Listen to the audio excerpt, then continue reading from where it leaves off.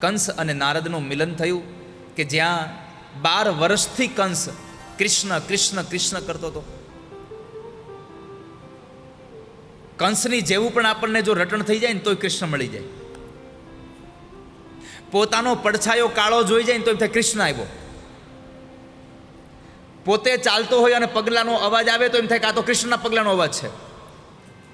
આટલી સ્મૃતિઓ થઈ ગઈ હતી.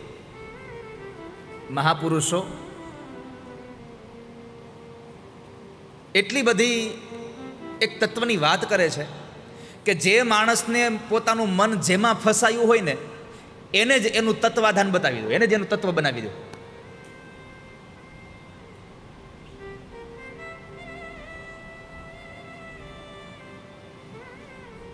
એક માણસને પોતાની સ્ત્રીમાં પોતાનું મન લાગેલું એક મહારાજને કીધું કે મહારાજ મને ધ્યાન લાગ્યું, કંઈક કરો ને.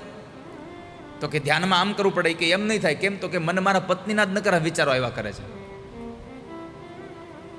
અને પછી મહાત્માજીએ તત્વની વાત બતાવીને કહ્યું કે એક કામ કરો, તમારા પત્નીનું ધ્યાન ધરો પણ તમારા પત્નીમાં પણ તમને એક વખતના સમય ભગવાન દેખાવા લાગવા જોઈએ.